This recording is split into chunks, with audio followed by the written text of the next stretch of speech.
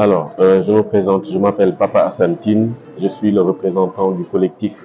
des organisations de la société civile pour les élections. Avant tout, d'abord, permettez-moi de présenter l'organisation que je représente ici, qui est le collectif des organisations de la société civile, qui est une plateforme regroupant une vingtaine d'organisations de la société civile sénégalaise et militant justement en la faveur de la création de conditions favorables pour l'organisation de scrutins apaisés. Voilà. Maintenant, pour en revenir justement à cette activité, je dirais que cette activité est une activité justement de notre partenaire stratégique, qui est le NDI, le National Democratic Institute, qui nous accompagne dans le cadre justement d'un programme dénommé Ñetti Élection. Alors, Ñetti Élection veut dire tout simplement, comme son nom le décline, à travers justement 3 axes d'intervention, dont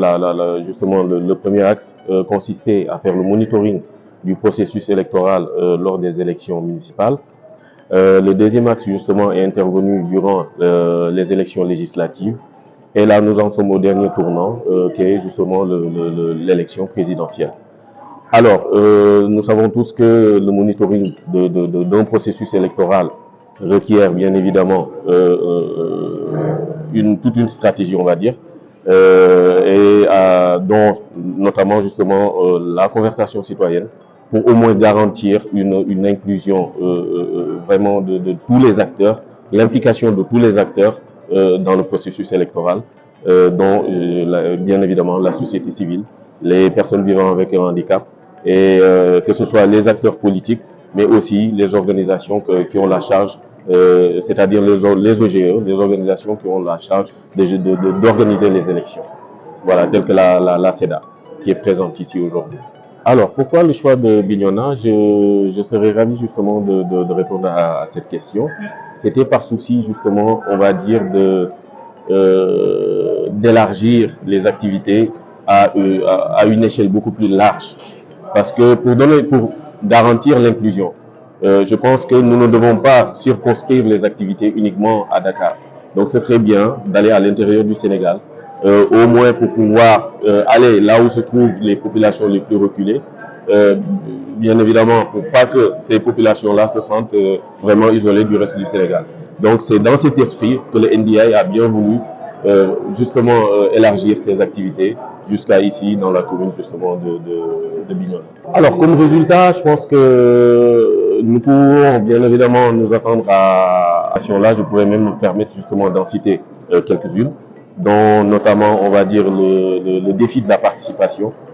qui est un enjeu de taille, parce que lors justement de l'inscription sur les listes électorales, nous voyons quand même que la jeunesse s'était mobilisée pour aller s'inscrire. C'est bien. Maintenant, la deuxième étape, c'est d'essayer de les sensibiliser pour aller retirer leur carte d'électeur pour une participation inclusive et une participation de masse, on va dire, de toute la jeunesse. Maintenant, parmi les autres défis aussi, je dirais, il y a le défi de la sécurité. Parce que bien évidemment, comme nous avons eu à le vivre récemment lors d'événements malheureux, que nous ne souhaitons pas justement voir se perpétuer à nouveau. Donc il nous faut dégager toute une stratégie de communication et de sensibilisation visant quand même à attirer l'attention des populations pour l'organisation de scrutins transparentes, mais surtout apaisées. maa ngi fi teewal benn kuréel bu ñuy wax COSC. COSC nag boo ko déggee ci nasaraan mooy collectif des organisations de la société civile pour les élections maanaam ci wolof mooy benn kuréel la boo xam ne dafa boot ay mbootaay yu bëri yoo xam ne fii lañ nekk ci Sénégal ay doomu réew mi ñoo ko samp mais dara soxalu leen lu dul wéy ci loo xam ne dañuy jëfee maanaam di dox ay jéego ngir élection yu jàmm mën fi am. waaw jotaay bi lii solos ndaje bi tey damay ne booy xool NDI ak COSC dañoo lëkkaloo ci benn programme bu ñuy woowee ñetti élection ci comme ni ko tur bi di waxee maanaam dañu waroon a maanaam def ay jéego ci élection municipale yi maanaam ba ñuy pal ñi nga xam ne ñoo nekk ci gox yeeg gox-goxaat yi mooy maire yi bi ñu jógee ci loolu yàlla def ñu waroon a dem ci législative bi mooy ñi nga xam ne ñoo ñu teewal ci pencum ndaw réew mi léegi nag fi mu ne nii pàcc bi ci des mooy fal ki nga xam ne mooy doon suñu njiitu réew le 25 février autant pour moi 2024. maintenant ci kaw loolu ñëpp xam nañ ne élection dafay bëri coow, dafay bëri yëngu-yëngu. ci kaw loolu nag dafay laaj dal, ci kaw dal boobu nag day laaj maanaam am ñu jóg sol seen dàll dox ay jéego fekk nit ñi ci seeni bërëb lu mu sori sori ñuy ñëw ba ci ñoom fekk leen fa waxtaan ak ñoom weccokonte ay kàddu ndax ndaje bi tey du sax formation, mënuñu ko woowee formation mais waxtaan la, waxtaan ci ñu jox leen ñoom ñu jox ñu ku ci nekk jéem a xool nooy yokkee sa morom ndax ñun buñ fi jógee it amaana am na benn maanaam këyit goo xam ne bëgg nañ ko tënk ci loo xam ne maanaam ñëbët la buñ fiy jëlee fii ci Bignona moo war a mën a xool nag ginnaaw suñu baat xëy na yegg na foo xam ne baatu askan wi yeggu fa ñu xool nuñ koy fësalee ba maanaam acteurs politiques yëpp mën ci jot ngir ñu mën a am ay élections jàmm fii ci Sénégal. waaw Bignona comme ni ma la ko waxee rek souvent malheureusement ndeysaan ñi nga xam ne yàlla dafa def dëkk ñu ci capitale bi yenn saa yi ñu ci bëri bu ñuy nas ak di nocci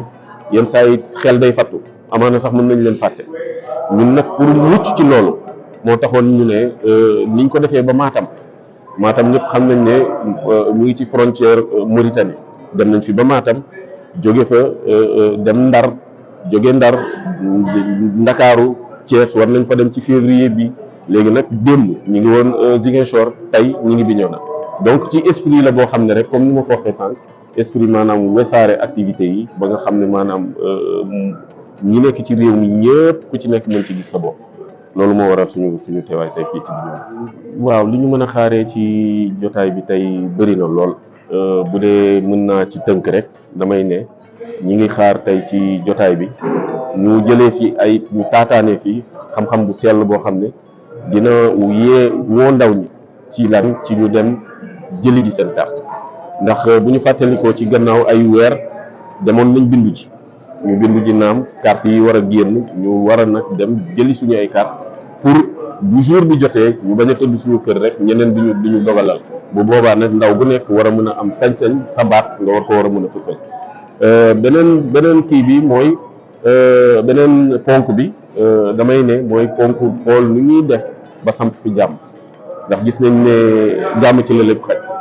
ndax bu yàggul rek Sénégal mën naa ne tàbbi woon na ci fitna boo xam ne maara day taal yi ñaanuñu yàlla dundaat ko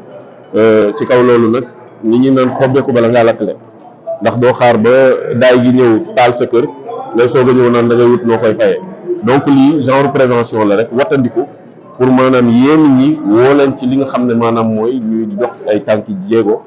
lépp rek ngir jéem a xool élection yi ni ñu koy mën a jëmmalee ba jàmm dong dox ci ba ñëpp mën a voté ci jàmm ñu mën a tànn ki nga xam ne moo ñu doy ki war a mën a jiite suñu réew ëllëg.